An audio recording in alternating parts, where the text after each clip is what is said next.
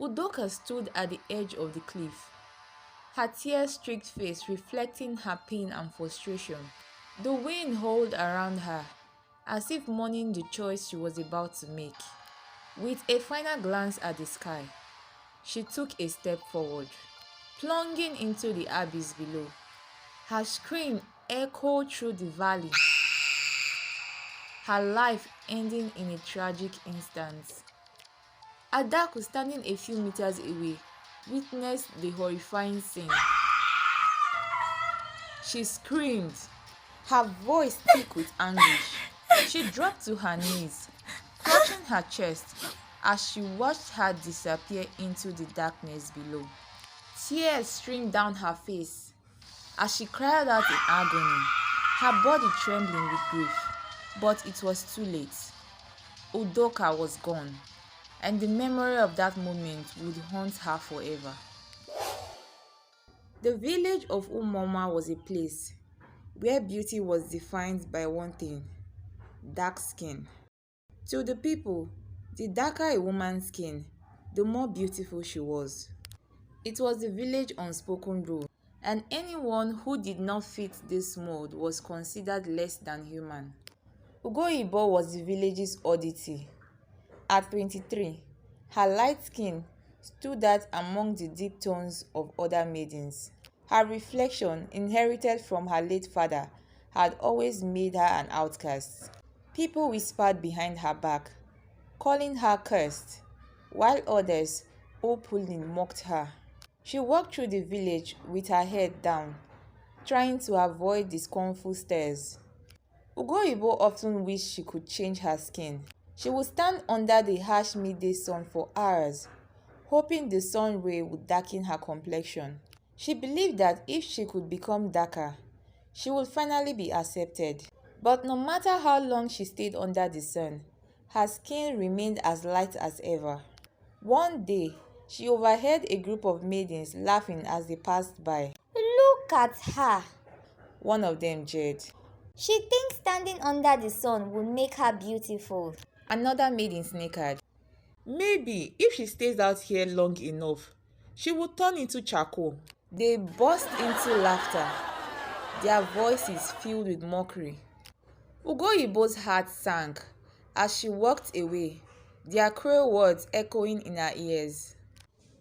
Chinamso was everything Ugoyibo was not: dark-skinned, radiant, and the daughter of a wealthy farmer. Chinamso was considered the epitome of beauty in the village. Wherever she went, people marveled at her beauty. Look at her, they would say. She is the pride of Umoma. Chinamso relished in the attention. She surrounded herself with a group of equally dark-skinned maidens, and together they ruled the village social scene. Chinamso, however, had one constant target for her bullying: Ugoyibo. One evening, as Ugoyibo fetched water from the stream, Chinamso and her friends approached. Ugoyibo, Chinamso called mockingly. Why don't you hide this pale face of yours before it blinds us? Ugoyibo kept her head down, trying to ignore the taunts. But Chinamso wasn't done. You should be grateful we even let you fetch water here. After all, we wouldn't want your cursed skin to ruin our beauty. The group erupted in laughter. Ugoyibo felt the sting of their words, but held back her tears, determined not to give them the satisfaction of seeing her cry. One day, news spread through the village that a young, handsome man had arrived from the city. His name was Chidelu, and he had come to visit the king and experience village life for a while. The village maidens were abuzed with excitement, eager to catch his attention. Chinamso in particular was determined to win his heart. A man like him deserves a beauty like me, she declared to her friends. I will make him fall in love with me, and he will take me to the city. When Chidelu arrived at the village square, all eyes were on him. His tall, handsome frame and sophisticated city attire made him stand out. The village maidens tried to catch his eye, but Chidelu's gaze wandered across the square, and landed on Ugoyibo. Hello viewers, thank you guys for watching. Please take a moment to support this small channel by hitting the subscribe button and liking this video. Thank you so much for your support. He stared, captivated by her unique beauty. Her light skin, which the villagers had mocked, was enchanting to him. It reminded him of the women he had seen in the city, foreign, mysterious, and beautiful in a way the village didn't understand. To Chidelu, Ugoyibo was unlike anyone he had ever met. Despite the whispers and stares from the villagers, he approached her, his heart racing. "Hello," he said, his voice warm and friendly. Ugoyibo looked up startled. No man had ever spoken to her like this before. Hello, she stammered, unsure of what to say. Chidelu smiled, his gaze softening. "You are the most beautiful woman I've ever seen." Ugoyibo's heart skipped a beat. She had never heard those words before. Could it be that someone finally saw her differently? Chinamso watched the exchange from a distance, her face twisting in anger. Why could Chinelo choose Ugoyibo over her? She was the village beauty, and the one everyone admired. "This cannot be," she hissed to her friends. "I will not let that cursed girl steal him from me." Her friends murmured in agreement, but deep down, Chinamso knew the truth. Chinelo was captivated by Ugoyibo, and there was nothing she could do to change that. As the days passed by, Chinelo and Ugoyibo spent time together. He would visit her at the stream, helping her carry water back to her home. They would talk for hours about life in the city, about dreams and hopes. Ugoyibo found herself falling for him, and for the first time in her life, she felt seen, valued, and loved. Chinelu's affection for her grew stronger each passing day. To him, Ugoyibo was the most beautiful woman he had ever laid his eyes on. He didn't care about the village standards of beauty. To him, she was perfect just the way she was. One evening, as the sun set over the village, Chidelu approached Ugoyibo with a serious expression. "Ugoyibo," he began, "I want to spend the rest of my life with you. Will you marry me?" Ugoyibo gasped, her heart swelling with joy. "Yes," she whispered, tears of happiness filling her eyes. "Yes, I will marry you." When news of Chidelu's proposal spread through the village, the reaction was immediate. Some villagers were shocked, unable to believe that someone like Ugoyibo had captured the heart of such a handsome, wealthy man. Others were outraged, feeling that Chidelu had chosen the wrong woman. But no one was more devastated than Chinamso. Chinamso's heart shattered when she heard the news.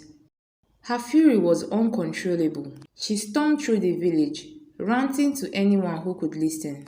"How could he choose her over me? This is an insult.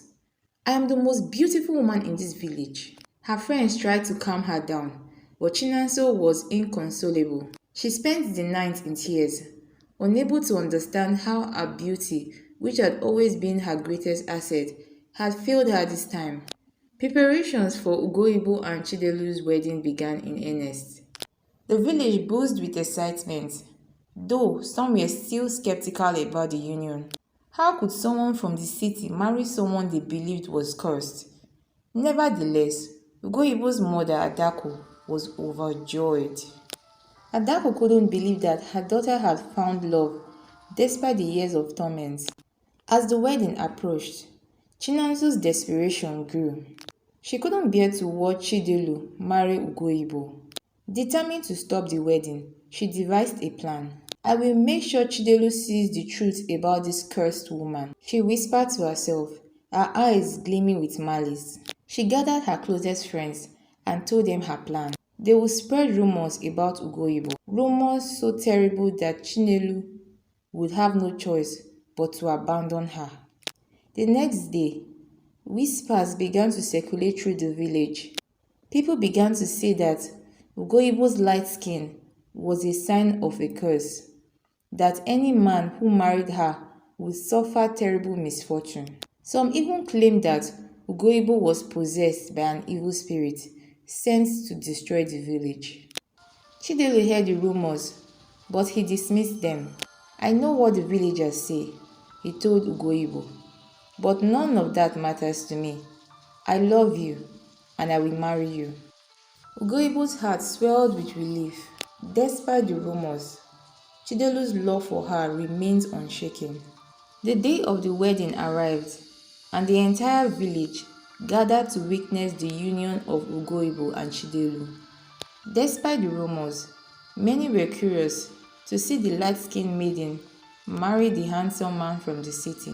Ugoyibo looked radiant in her traditional attire, her light skin glowing in the sunlight.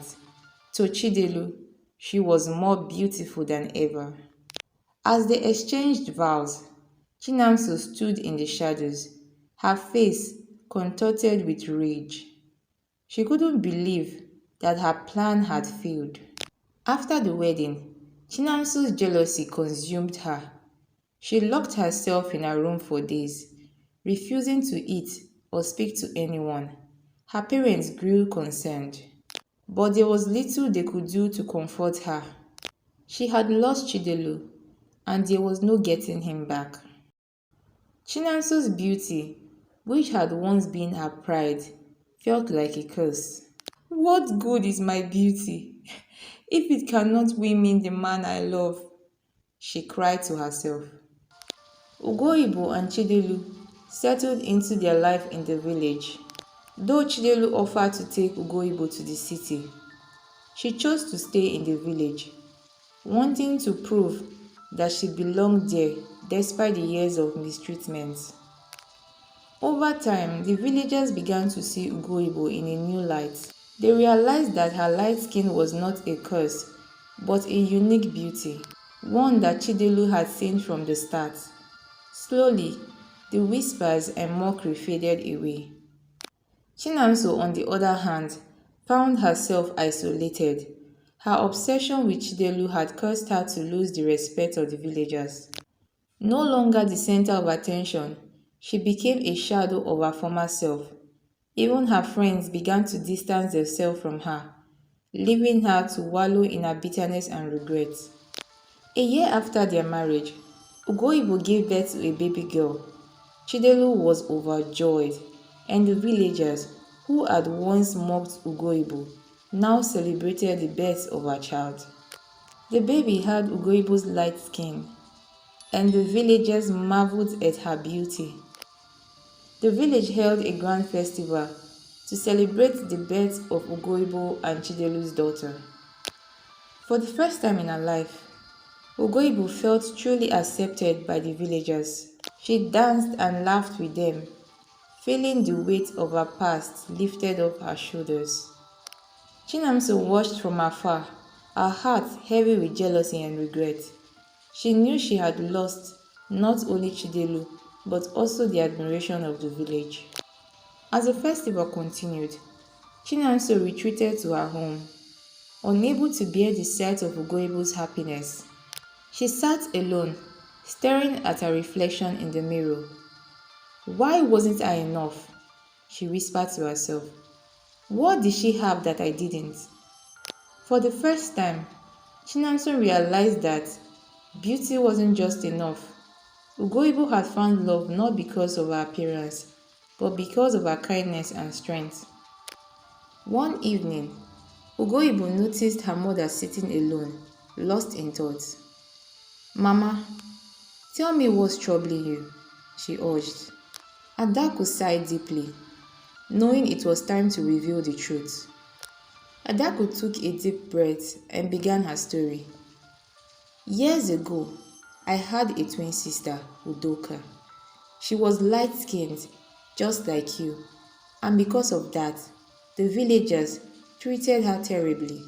They mocked her, laughed at her, and made her feel like she didn't belong." Ugoyibo listened in shock, unaware of this part of her family's history. Adaku's voice trembled. as she recounted the day her sister died. One day, Udoka couldn't take it anymore. She went to the cliff overlooking the village and she jumped. I saw it happen, but I was too far to stop her. The pain of that moment has stayed with me ever since. Ugoyibo gasped, tears filling her eyes. She couldn't believe that her mother had kept such a painful secret for so long. Ugoyibo sat in silence, her heart heavy with the knowledge of her auntie's tragic fate. She realized how close she had come to following the same path. The village's cruelty had nearly broken her, but Chidilu's love had saved her. I won't let that happen to anyone else, Ugoyibo vowed. I will teach my daughter that her beauty comes from within, not from the color of her skin. Ugoyibo's mother felt a sense of relief after sharing her secrets with Ugoyibo. For the first time in years, she felt at peace. You have done what Udoka couldn't, she told her daughter. You have survived and you have thrived. Ugoyibo hugged her mother tightly, grateful for the strength that had been passed down through the generations. The end. Thank you guys for watching. Please support this small channel by liking this video and hitting the subscribe button. I really appreciate your support.